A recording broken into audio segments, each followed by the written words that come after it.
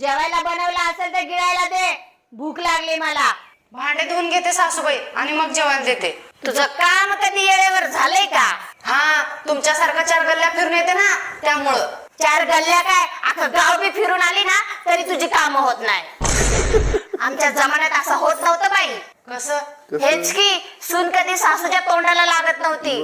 आमच्या जमान्यात पण असं होत नाही. कसं? सुनेला लेकीसारखं ठेवतात. देवाची कृपा समज, तुला घरात ठेवलंय. मी एकदा जरी माझ्या पोराला सांगितलं ना, 2 मिनिटं सुद्धा लागणार नाही तुला घराच्या बाहेर काढायला. ह्या तुमच्या गैरसमजामुळे तर तुमच्यासारखे म्हातारे लोक आश्रमात राहतात. हे, तुला काय वाटतं माझं पोरग मला जीव लावत नाही? करत असेल, पण माझ्यापेक्षा जास्त नाही. ठीक आहे, आज निर्णय होऊनच जाऊ दे. येऊ दे माझ्या पोराला.